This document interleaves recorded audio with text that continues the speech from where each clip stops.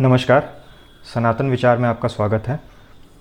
आज मैं आपसे पंडित श्री राम शर्मा आचार्य जी और भगवती देवी शर्मा जी द्वारा संपादित 108 उपनिषदों के संग्रह, जो कि 3 पुस्तकों के सेट के रूप में संपादित किया जाता है, उसके बारे में कुछ जानकारी शेयर करने जा रहा हूँ।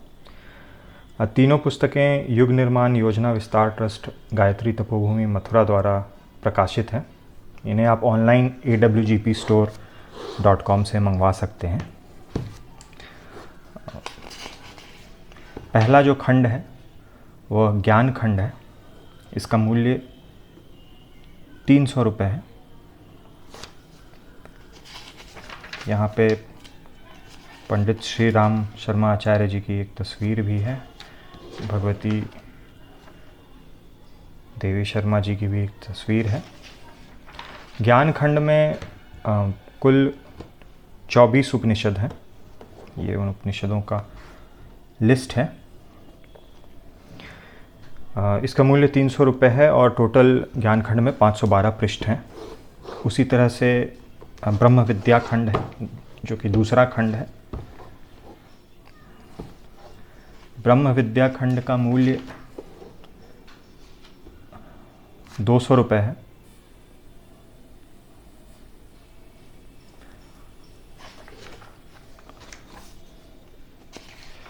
और इसमें कुल 42 उपनिषद हैं। और आखिरी खंड साधना खंड है, जिसका कि मूल्य 220 रुपये है। और इसमें भी कुल 42 उपनिषद है। टोटल ये 3 पुस्तकें 720 रुपये की हैं। आप इन्हें अलग अलग या सेट के रूप में awgpstore.com से मंगवा सकते हैं। डिस्पैच उनका काफ़ी फास्ट है। DTDC लाइट से भेजते हैं तो बहुत ही जल्दी मिल जाती है। हालांकि डिलीवरी चार्ज DTDC कुरियर के द्वारा भेजने के कारण इंडिया पोस्ट से थोड़ा ज़्यादा है। थोड़ी सी मैं आपको भूमिका बता दूं इन पुस्तकों की। साधना खंड और ब्रह्म विद्या खंड में ये एक संक्षिप्त 1 पृष्ठ का प्रकाशीय है, जो मैं आपको पढ़ के बताता हूँ। उपनिषदों को आज साहित्य का शीर्ष भाग की मान्यता प्राप्त है। नवयुग सृजन के पुष्ट आध्यात्मिक आधार को विकसित करने के लिए उपनिषदों के ज्ञानामृत को विचारशीलों तक पहुँचाने की आवश्यकता परम पूज्य युग ऋषि वेदमूर्ति तपोनिष्ठ पंडित श्री राम शर्मा आचार्य जी ने अनुभव की। तदनुसार सन 1961 में उन्होंने 108 उपनिषदों के सुगम अनुवाद एवं जनसुलभ प्रकाशन का अनोखा पुरुषार्थ कर दिखाया। बाद में शांति कुंज में प्रज्ञा पुराण के अवतरण क्रम में ही उन्होंने गीता विश्वकोश तैयार करने तथा उपनिषदों के नए संस्करण से संबंधित योजना प्रदान की। इस संबंध में महत्वपूर्ण सूत्र संकेत भी प्रदान किए। उनके निर्देशानुसार शक्ति स्वरूपा वंदनीय माता भगवती देवी शर्मा जी ने मार्गदर्शन में वेदों के साथ ही उपनिषदों पर भी शोध स्तर का कार्य प्रारंभ किया। 108 उपनिषदों का प्रस्तुत संस्करण उसी योजना के अंतर्गत प्रस्तुत किया गया है। पूज्य आचार्य श्री द्वारा प्रारंभ में 108 उपनिषदें 3 ज्ञान, ब्रह्म विद्या और साधना खंडों में प्रकाशित की गई थीं। उस परिपाटी को यथावत बनाए रखकर भी कतिपय परिवर्तन करने पड़े हैं। पूर्व प्रकाशित ज्ञान खंड में बृहदारण्यक कोप उपनिषद सहित 24 उपनिषदें हैं, जबकि सर्वप्रथम प्रकाशन 1961 में बृहदारण्यक कोप उपनिषद को छोड़ के सभी 35 उपनिषदें थीं। इस तीसरे साधना खंड में भी ब्रह्म विद्या खंड की तरह 42 उपनिषदें हैं। इसमें भी उपनिषदों का क्रम आकार आदि में रखा गया है। इससे उपनिषदों को ढूंढने में सुविधा रहेगी। तीनों खंडों के कलेवर लगभग समान रखने की दृष्टि को ध्यान में रखकर ऐसा करना आवश्यक समझा गया। अध्येताओं की सुविधा के लिए कुछ और प्रयास इस संग्रह में किए गए हैं। मंत्रों का प्रामाणिक पाठ प्रस्तुत करने के लिए प्राचीन पाठों को भी ढूंढने का प्रयास किया गया है। इसके लिए अड्यार लाइब्रेरी मद्रास से प्रकाशित उपनिषदों के प्रथम संस्करण 1920-50 प्राप्त किए गए हैं। साथ ही भंडारकर प्राच्य शोध प्रतिष्ठान पूना, सिंधिया प्राच्य Vidya Shodh Sansthan Ujjain, Asiatic Research Institute Mumbai, Akhil Bharatiya Sanskrit परिषद लखनऊ तथा संपूर्णानंद संस्कृत विश्वविद्यालय वाराणसी से प्राप्त हस्तलिखित उपनिषदों का भी सहयोग लिया गया है। प्रत्येक खंड में मंत्रानुक्रमणिका मंत्रानुक्रमणिका देने का भी श्रम साध्य प्रयास किया गया है। अभी तक गीता प्रेस द्वारा प्रकाशित कुछ गिनी चुनी उपनिषदों की ही मंत्रानुक्रमणिका उपलब्ध थी। अब इस संग्रह की सभी उपनिषदों की क्रमणी दी जा रही है। इससे मंत्रों को ढूंढ खोज में सरलता रहेगी। प्रत्येक खंड में एक परिशिष्ट जोड़ने का नूतन प्रयास किया गया है। उपनिषदों में प्रयुक्त परिभाषिक शब्दों की व्याख्यायिता करके आकार आदि क्रम से प्रस्तुत किया गया है। इससे उपनिषद विद्या में अभिरुचि रखने वाले अध्येताओं को बड़ी सहायता मिलेगी। यथाशक्ति उपनिषदों के मूल स्रोतों का पता लगाकर उनके संदर्भ देने का प्रयास भी किया गया है। इससे यह जानना सुगम होगा कि कौन सी उपनिषद संहिता का भाग है, कौन ब्राह्मण का, कौन आरण्यक का और कौन उनसे भिन्न। प्रत्येक उपनिषद के प्रारंभ में उसका संक्षिप्त सारांश दे दिया गया है, जिससे उपनिषद की विषय वस्तु पर एक विहंगम दृष्टि पड़ सके, जो पाठकों के लिए सुविधापूर्ण सिद्ध होगा। इस प्रकार परम पूज्य गुरुदेव एवं वंदनीय माताजी की थाती को उन्हीं की प्रेरणा एवं शक्ति से आपके समक्ष प्रस्तुत करने में अतीव संतोष का अनुभव हो रहा है। इस ज्ञान यज्ञ में जिस संविधा और हव्य का उपयोग हुआ है, उसे जुटाने एवं प्रयुक्त करने में जिनके भी श्रम साधन सार्थक हुए हैं, उन्हें निसंदेह इस ज्ञान यज्ञ की दिव्य सुगंध आप्यायित करके धन्य बना देगी। उनके लिए शब्दों से आभार प्रदर्शन का कोई मूल्य नहीं। इस प्रयास को और अधिक उत्कृष्टता प्रदान करने में पाठकों के सुझाव सदैव प्रार्थनीय रहेंगे, क्योंकि वे ही इसके सच्चे पारखी हैं। उन्हीं के हाथों में इसे इस आशा के साथ सौंप रहे हैं कि वे इस ज्ञानामृत के रसस्वादन उसी भाव से करेंगे जिस भाव से यह प्रस्तुत किया गया है। इन तीनों उपनिषदों का प्रथम खंड जो है वो ज्ञान खंड है, और जिसमें कि 24 उपनिषद हैं। जो भी मुख्य उपनिषद हैं 10 या 11 या 12, वो सारे उपनिषद इसमें ज्ञान खंड का ही हिस्सा है। अथवा जो 11 उपनिषद है जिस पे शंकराचार्य ने भाष्य लिखा था, वह 11 उपनिषद ज्ञान खंड का ही हिस्सा है। ईश्वास्य, तैतरीय उपनिषद, ऐतरीय उपनिषद, केन, कट, मंडूक, मांडुक्य, श्वेताश्वतरो उपनिषद, बृहदारण्यक, छांदोग्य उपनिषद, ये सारे मुख्य उपनिषद ज्ञान खंड का हिस्सा हैं। मांडुक्य उपनिषद जिसमें सिर्फ 12 मंत्र हैं और उसे गौड़पदिकारिका के साथ पढ़ा जाता है। इसमें गौड़पदिकारिका नहीं है, सिर्फ जो मूल 12 मंत्र हैं मांडुक्य उपनिषद के, वही 12 मंत्र इसमें हैं। प्रिंट क्वालिटी अच्छी है, और लेआउट आपको एक एग्जांपल दिखा दूं।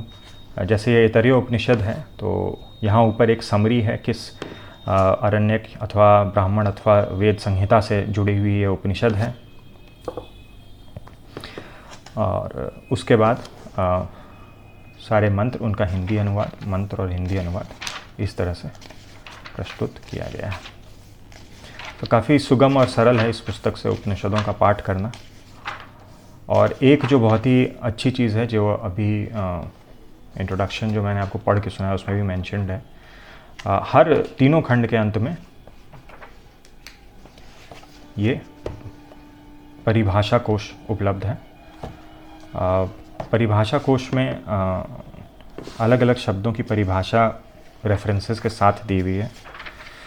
फॉर एग्ज़ाम्पल मैं आपको एक पढ़ के बताता हूँ। कुछ दिन पहले मैंने गीता प्रेस की भगवद गीता शंकर भाष्य पढ़ी थी, तो उसके बाद मैं सोच रहा था श्रद्धा की परिभाषा के बारे में, और फिर मुझे लगा कि शायद मैंने शंकर भाष्य में कहीं वो पढ़ी है।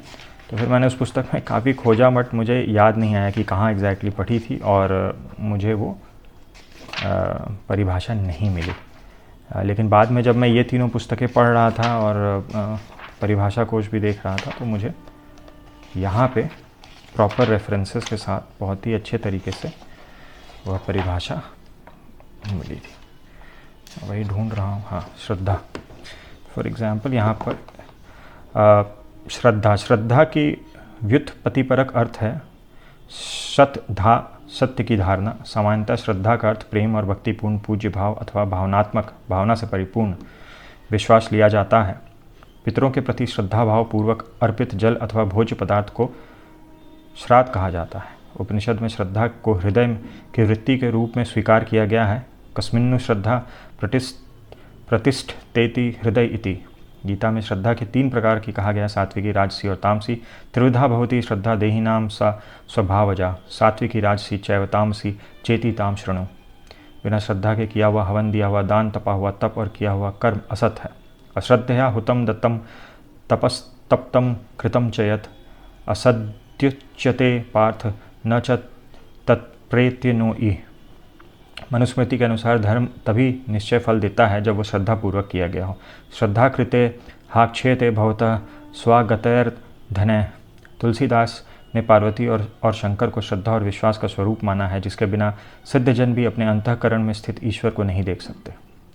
भवानी शंकरो वंदे श्रद्धा विश्वास रूपिणो, याभ्याम विना न पश्यन्ति सिद्धा स्वांतः स्थमीश्वरम। रामायण बालकांड श्लोक 2। गीता में भगवान ने कहा है कि सबकी श्रद्धा अपने अंतःकरण के अनुरूप होती है। यह पुरुष श्रद्धामय ही है। जो जैसी श्रद्धा वाला होता है वह वैसा ही होता है। सत्वान रूपा सर्वस्य श्रद्धा भवति भारत, श्रद्धामयोऽयं पुरुषो यो यच्छ्रद्र स एव स। जो भक्त जिस स्वरूप को श्रद्धा से पूजना चाहता है, भगवान उस भक्त को उसी रूप के प्रति श्रद्धा को स्थिर करता है। यो याम तनुम भक्त श्रद्धायार्चितुमिच्छति तस्य तस्याचलां श्रद्धां तामेव विद्धाम्यहम्। देवगण भी श्रद्धा की उपासना करते हैं। श्रद्धा से परम ऐश्वर्य मिलता है। श्रद्धाम देवा यजमाना वायुगोपा उपासते, श्रद्धाम श्रद्धया विन्दते वसु। ये एक एग्जाम्पल था परिभाषा कोश का। इस तरह से डिटेल में अलग अलग शब्दों का की परिभाषा दी हुई है, और ये हर खंड के अंत में है। ब्रह्म विद्या खंड, ज्ञान खंड और साधना खंड, सिर्फ उसी खंड से जुड़े हुए शब्दों की परिभाषा है। और जो परिभाषाएं दूसरे खंडों में ऑलरेडी दी जा चुकी हैं उनका सिर्फ रेफरेंस है। तीनों में सेम सेट ऑफ परिभाषाएं नहीं हैं। ज्ञान खंड में ये जो भूमिका का सेक्शन है ये भी बहुत ही डिटेल्ड और बहुत ही अच्छा है। अगर आपको उपनिषद का माने, उनके अर्थ, उनकी संख्या के बारे में जानकारी लेनी है, इसमें अलग अलग सेक्शंस हैं। उपनिषदों की महत्ता, पाश्चात्य विद्वानों पर प्रभाव,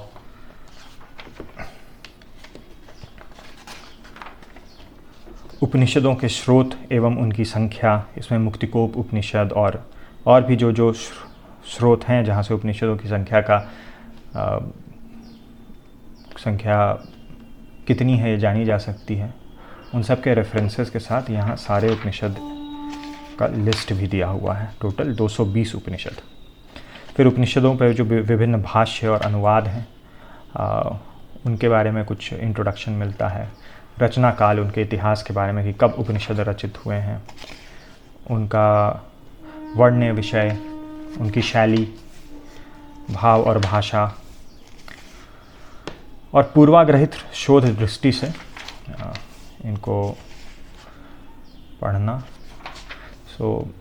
काफ़ी अच्छी किताब है और मूल्य भी बहुत उचित है। 720 रुपये में आपको ये उपनिषदों का पूरा संग्रह मिल जाता है, 108 उपनिषदों का, संस्कृत और हिंदी अनुवाद सहित।